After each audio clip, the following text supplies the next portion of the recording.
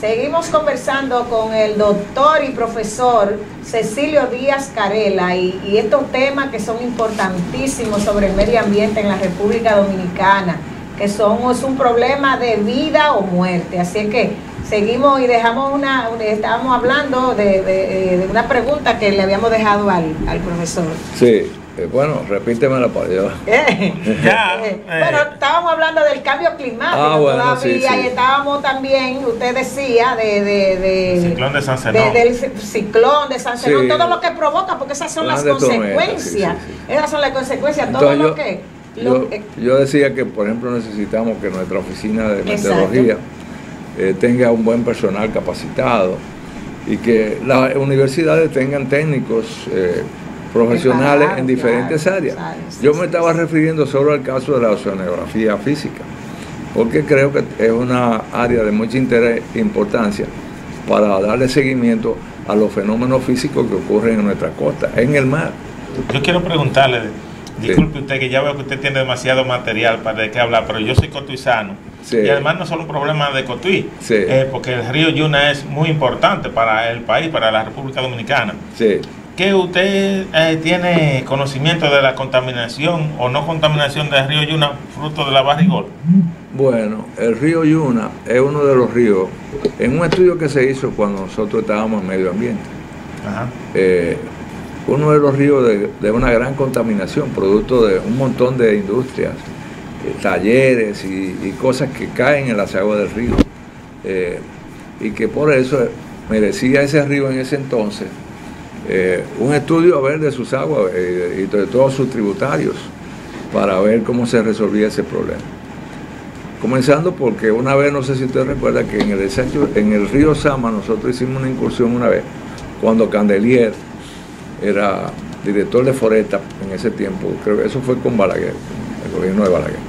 Porque en el río Sama 52 industrias creo que echaban sus aguas al río Sama, sin ningún tipo de tratamiento.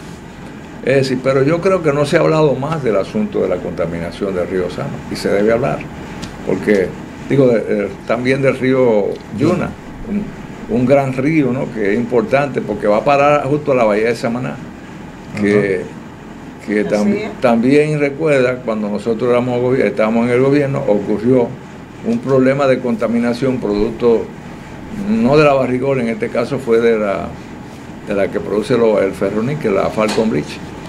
Y entonces se murió una gran cantidad de peces en la presa. Y estábamos estudiando ahí, creo que fue un escape que hubo de sosa. La sosa alteró tanto el pH. ¿Qué es la sosa? La sosa cáustica, como la soda, ¿no? Sí.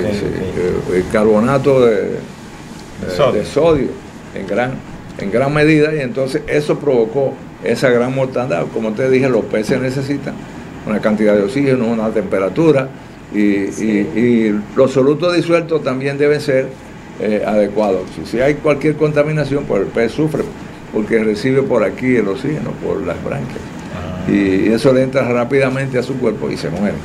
Y así se murieron, hay una gran cantidad de recuerdo que fuimos con los técnicos de Falcon Bridge, y la Falcon Bridge sí trajo expertos para que pudiéramos resolver el problema, y se resolvió con el tiempo. Hasta el presidente Hipólito Mejía mandó una comisión investigadora para que le trajera un informe a él de eso, de lo que pasaba ahí. Porque déjame decirte que él fue uno de los presidentes que más se ocupó del problema de los recursos naturales. Sí. Y espero que Luis le siga esa línea, porque el país necesita atención. Incluso creo que el Ministerio de Medio Ambiente tiene un bajo presupuesto para el que debería tener, de acuerdo con las necesidades a las que tienen que hacer frente del problema de los... Mira ahora un fuego forestal que devastó un área importante. Cada vez que se debata en la Sierra de Bauruco, cada vez que se debata un área importante, no solo se queman los árboles, pero también toda la flora y la fauna que hay ahí, pequeña y baja, que no se ve, pero que está ahí. Entonces, hay que proteger porque perdemos parte de nuestra riqueza. Imagínate, nosotros tenemos, aquí hay una plantita que se llama Pingüícola casabituana, que es una plantita carnívora, es decir, que come insectos. Todo el insecto que se pegan a ella pero es una planta que es como quien dice una reliquia, porque hay tan poca población. Si coge en Casavito, es el principal lugar donde ella está. Sí. Si hubiera un fuego por ahí, entonces se acabó el pingüícola casavituana, que es como se llama la especie de esa plantita. Y así, muchas plantas pequeñas, cada vez que hay un fuego. Bueno, entonces, medio ambiente debería tener más presupuesto para poder tener conexiones, porque ¿qué me dijeron la gente de los Aurucos? Bueno, lo que pasa es que antes había mucha vigilancia, cuando en aquella época había muchos inspectores, y entonces avisaban rápidamente cualquier cosa, pero ahora había poco, y entonces no hay aviso, nadie avisa, nadie sabe lo que pasó, ni nada, y entonces no hay la comunicación necesaria para poder entrar a un problema y cuando está surgiendo y evitar que siga adelante. Escúchame que voy a decir esta pregunta. ¿No será un problema de visión y de...? Bueno, también, pero por ejemplo, Luis... Y de conocimiento. Sí, pero quizá Luis y el Ministerio de Medio Ambiente, el ministro actual, no se han quizás sentado a ver cuál es la necesidad real de ese ministerio. En términos presupuestarios, porque nosotros teníamos un equipo de bomberos preparado en aquel tiempo. Sí. Y yo siempre he dicho que los bomberos forestales, es decir, para los fuegos forestales, deben estar en esos pueblos, en esos municipios donde está próximo Bauruco, claro, Valle Nuevo, Constanza. En todos esos lugares debe haber ahí un equipo de emergencia para fuego forestal. Claro, y que deben tener un buen presupuesto. Doctor, ¿y cómo usted cree que puede afectar desde el punto de vista medioambiental, si le afecta lo que se piensa hacer en Pedernales? ¿Cómo afectará la región en Enriquillo? Bueno, Pedernales es una zona.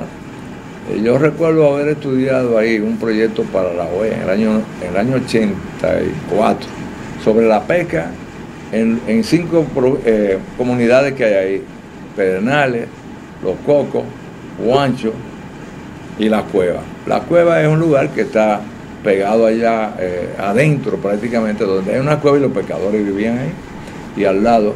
Yo creo que tiene potencial turístico, pero hay que saber lo que hay que hacer. Por ejemplo, hay que hacer seguramente un pequeño embalse para el agua.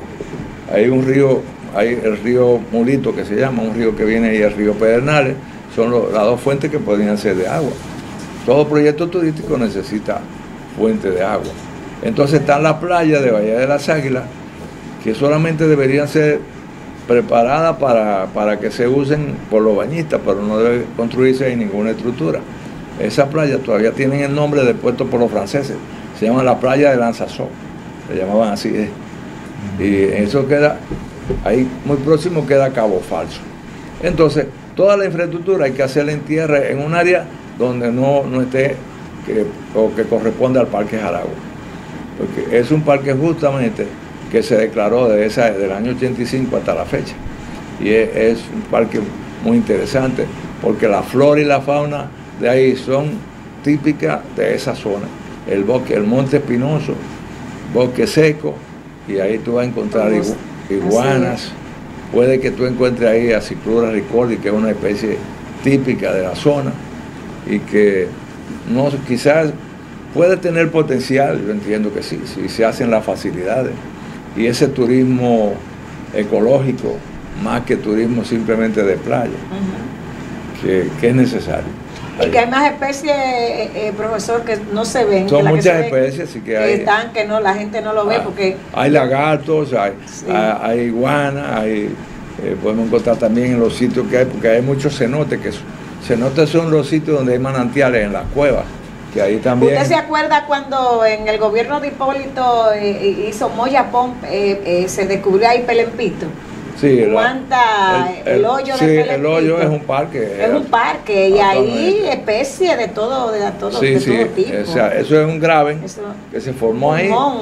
Ambiental. El hoyo de Pelempito, un graben. Bueno, con el profesor Cecilio podríamos pasar horas hablando de medio ambiente por su capacidad, pero el tiempo se nos ha agotado. Vamos a darle un minuto para que él se despida de los amigos televidente y nada, la invitación para otro momento, profesor, y dándole las gracias. Yo también estoy encantado de haber compartido contigo, que trabajaste me ayudaste mucho cuando sí, mire, él fue mi superior inmediato, conmigo, en el ministerio, de costeros y marinos, sí. Ahora se dice viceministro, pero en aquel tiempo era su secretario de Estado. Su secretario de Estado, sí. Correcto. Y ahí, sí, yo trabajé en recursos naturales y luego pasé a los recursos costeros y marinos. Bueno. Y para él. No, yo creía que no me iba a decir nada.